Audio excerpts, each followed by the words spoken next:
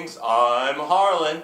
Today I'm going to be taking you step by step how to make a coin ring out of a 90% silver Vermont State quarter. This order came from Dave up in Vermont, and I'm super excited to get it made for him, so let's get started.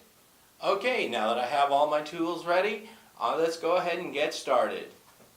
Alright, first thing you got to do is take your quarter. I'm going to go ahead and pop this out. This is a 90% silver Vermont State quarter right there. Alright, so one thing that I like to use to get a hole punched in the middle of the quarter, which is the first step, is I have this little punch, and this quarter fits right into the punch. Boop, just like that. And then you take, I need to find my hammer. Sometimes, see the punch here, sometimes gets stuck a little bit, and I just tap it down. Alright, just like that. And now the quarter is inside the punch. Now let's take it over to the coin ring punch. Now this here is a 6-ton press. I bought it from Harbor Freight. It tends to work perfectly for this application. Let's go ahead and move this over. And all I do is just crank it down. It starts to make contact with the coin inside the punch. Now it will make a bit of noise, so be ready for that. Alright. Yay! So now you get the little center punched out of the coin.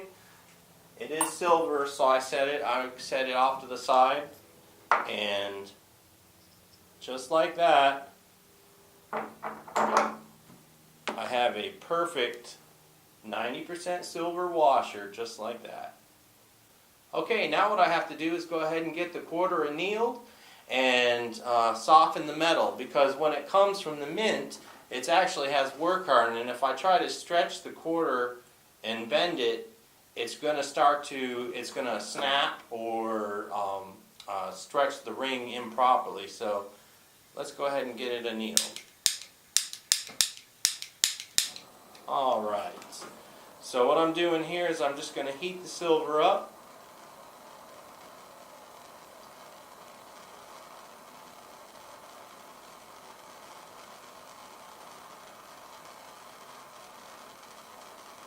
Now the trick to this is to get the quarter to a nice dull red. I don't like to overheat the quarter.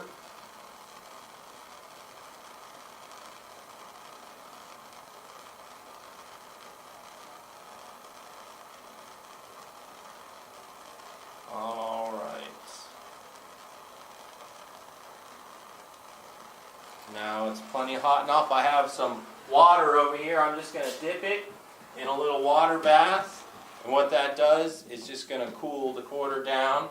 Now, because this quarter doesn't have any iron in it, which means it's non-ferrous, it actually it's okay to quench it after you heat it up, because normally, like steel, when you quench it after you heat it, it hardens it again. Well, that's not the case with silver. Okay, so now let's go ahead and get started. I have a plumb bob here that I made, I cut the top off, and see how it has a cone shape like that. It will allow me to go ahead and get the first part of the ring made.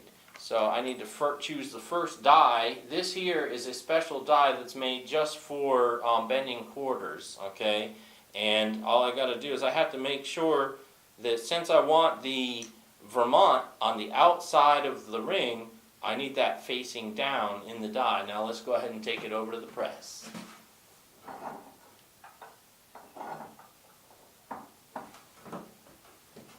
Now this step is a little bit tedious sometimes. You just have to go a little bit slow and careful.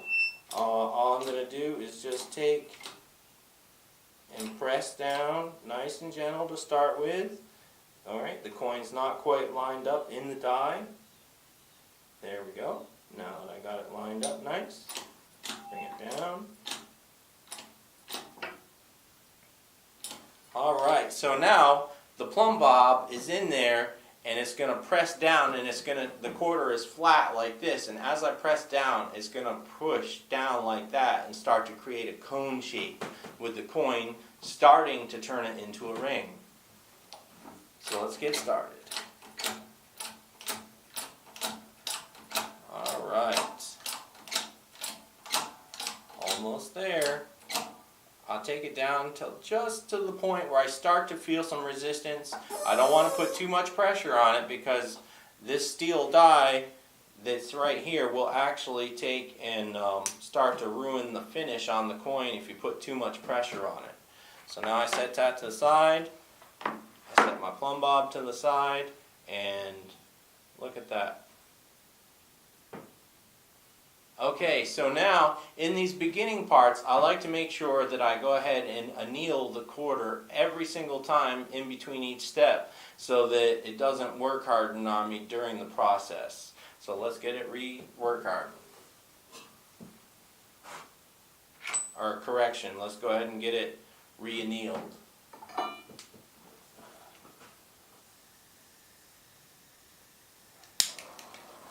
I got this little torch here. I bought this down at Lowe's. It's attached to a 20-pound propane cylinder under my table. It works great.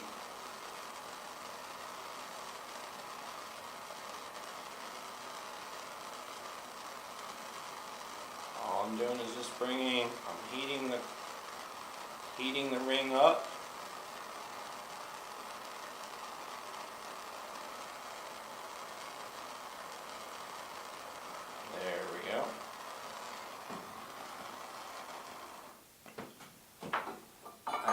Take it over to my water bath over here.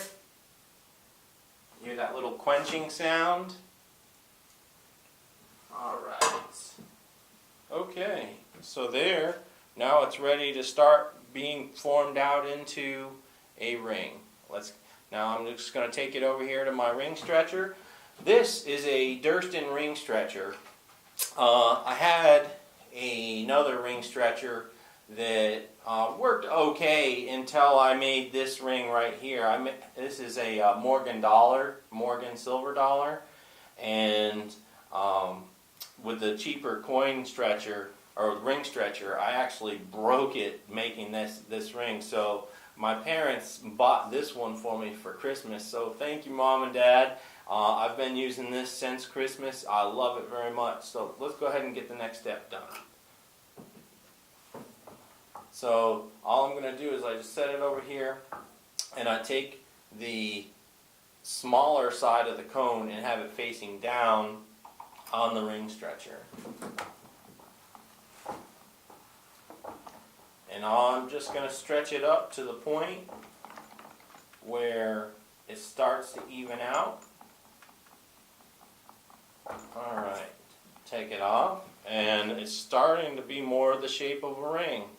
Now I'm just going to put it over I have a little ring sizer. This is called a mandrel, and I'm just going to put it over and check the size. This needs to end up as a 10.5, and right now it is a 9 1/4, so we need to keep going up, but I do want to re-anneal it, so let's get that done.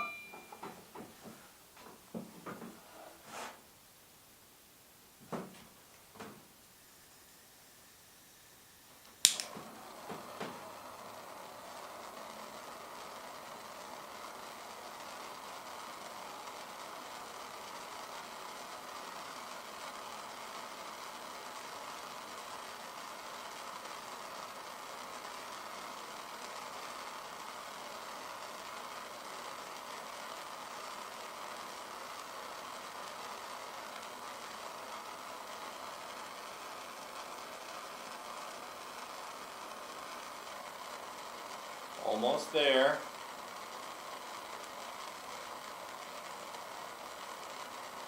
Okay. Put it in the water bath. Now that's just a little bucket of water I have over here. Alright. Dry it off a little bit. Now let's get it stretched up a little bit more. I want to get it up a little bit past a 10. The reason I want to do that is because in order to get a really nice ring shape, I want to actually be able to bring it back down and up and down a little bit, and that'll help with the process. So now I just want to make sure I'm not overstretching it. No. This size 10.5 is actually about the maximum size you want to take and make a quarter. Alright, and right now it's at a 10.5, and so before I re-anneal it, I'm going to take it over. I have this ring stretcher also has these little dies right here, and you just find the appropriate size hole, and then when you squish it down in, it shrinks the ring.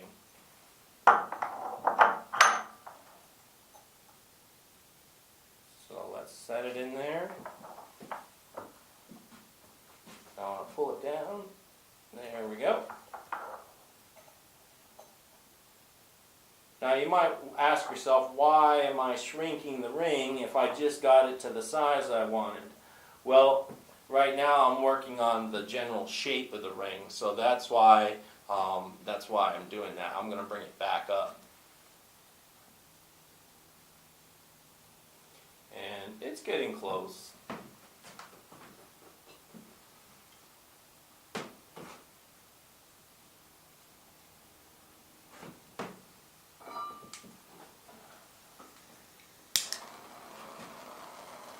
Go ahead and re-anneal it.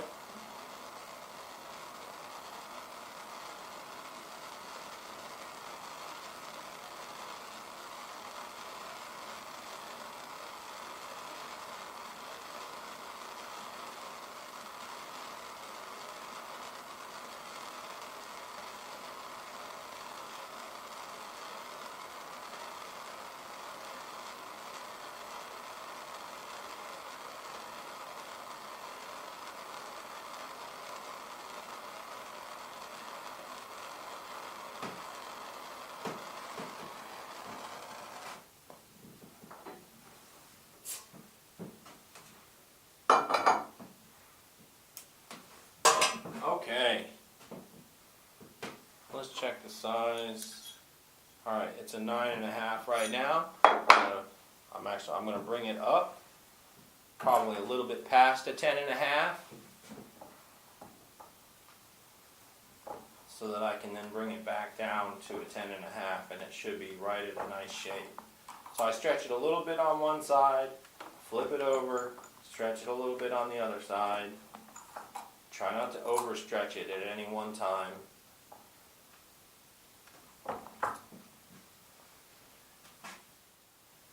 There it is right there, 10.5. Alright folks, I have a size 10.5, 90% silver quarter. Next thing I need to do is go ahead and finish it. I'm going to actually take and sand it, sand the smooth edge a little bit. Go ahead and take a little file to the inside just to clean out some of the ridge, and so I'm going to go ahead and take you through that next. All right, now that we have the ring made, we need to go ahead and put the finishing touches on it. The things that we need for that are some 4/0 steel wool. I like to use a nice little file. This is kind of a fine file. Some 600 grit sandpaper, your ring, a deburring tool. I like to use this dapping block here as a surface. It's got these little round holes in it where I can actually rest the ring in when I'm using the file. And also, I got a cleaning rag. I bought it from Walmart. It works good. And also some silver cleaner, which we're going to use in one of the last steps. Alright, so let's get started. Alright, so when you make the ring, this edge right here tends to be a little bit rough sometimes. So what I like to do is I like to start with the 600 grit sandpaper flat on the table. You don't need a very big piece. I just took and ripped a small piece off, and go ahead and just sand that out like that. And this is just going to smooth that edge. Alright. Yeah, that's starting to look nice.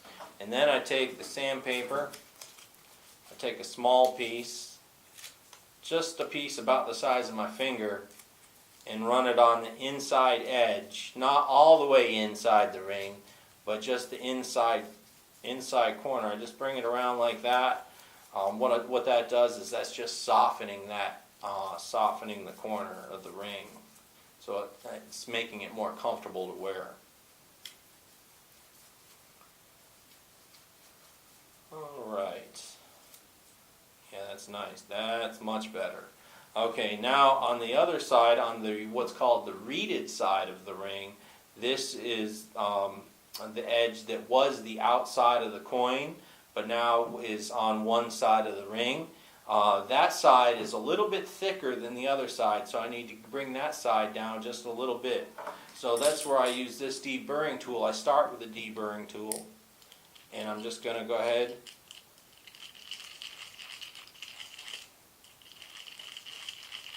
and bring it around like that. It just knocks down the edge a little bit. Whoop. There we go.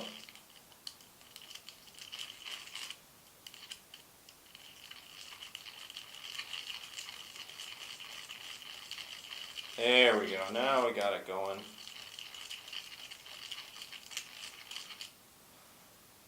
Good. That's starting to smooth that out. Also, then I like to use my file. That's going to just further take that down a little bit. I want to choose the right size hole. Alright, I like to use one of the smaller daps in the dapping block. This is just for resting the coin on in. Take it down like that, and I'm going to, as I'm using the file, I'm just hitting the very edge of the ring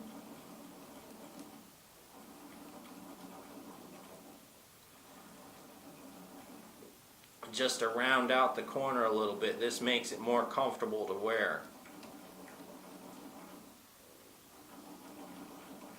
Alright, almost done with that.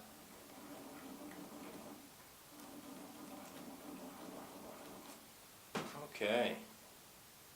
Now one thing the file does, even though it rounds the edge, it does make it a little bit rough, so then I go back to the sandpaper.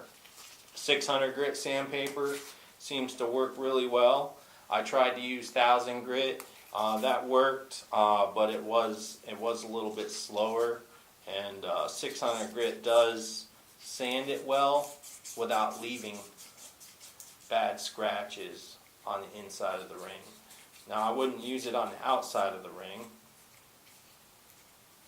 So now I'm just taking and softening the corner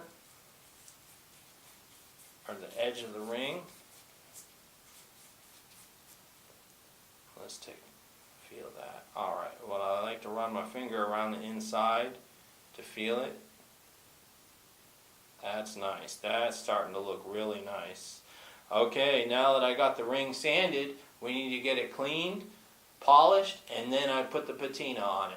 Okay, now for this step, I use the 4/0 steel wool, the cleaner, the cleaning rag, and the silver cleaner. Alright, first thing I gotta do is just go ahead and take the lid off that.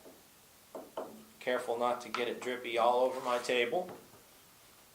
Now it comes with this little handy basket, and you just drop it in and let it sit. I put the lid back on it to avoid spills, and now we're going to wait a few minutes. Okay, now we waited a few minutes. So let's go ahead and remove the ring from the cleaner.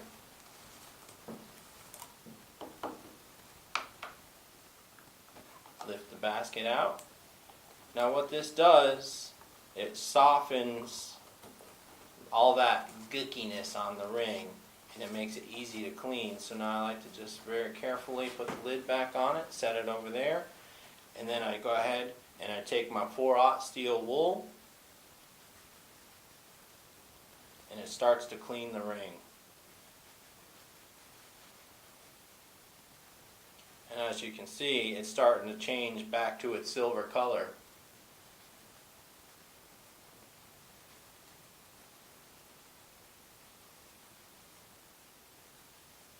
Get the inside of the ring.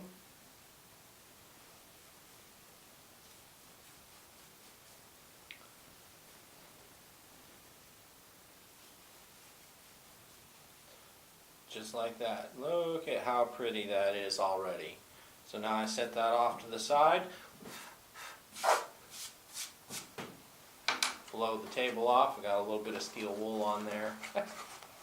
So now I have my rag. You can see it's well used, but it's still working good. So this has two sides on it. This has a cleaning side and a polishing side. So I start with the cleaning side. Just wipe it over the ring like that.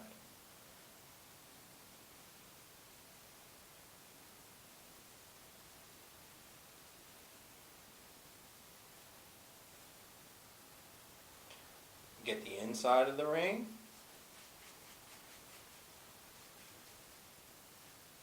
Alright, then I flop over to the polished side.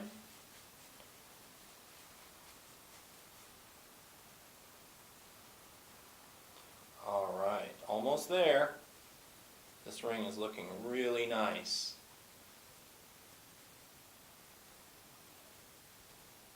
Alright, I'll set this off to the side. And just like that, look how pretty that looks. Alright, now that I have a nice polish on the ring, I have it cleaned and polished, let's go ahead and add the patina. First step you need to do is, I use this liver of sulfur because sulfur actually tarnishes silver. So I've ordered this on Amazon. It comes in a little gel form like this. You mix it in some water, and then you get yourself the dip. So I like to, because the liver of sulfur is a little bit on the stinky side, I like to use a bowl inside of a bowl, just in case it spills. It'll just spill inside the bowl. I go ahead and stir it back up a little bit. I'm just using the back of a pencil to do this. Get it stirred up. Go ahead and we're just going to drop it in. Let it sit. I have my little trusty paper towel. Alright. Now that that's in there, next thing, more waiting. Okay, now that I've let the ring soak in the liver of sulfur for a while, it's now this nice dark color. And next thing, all I have to do is I have this nail sponge that has the different sides on it. You just take it, all you have to do is take and wipe it down. And at this point, I'm just cleaning off the high spots, so like the lettering and the detail of the ring, I'm taking the shine and shining up those details. Alright, now the ring is all finished. Look at the beautiful detail on that ring. Okay, thank you for joining me here today, and I hope to see you again soon.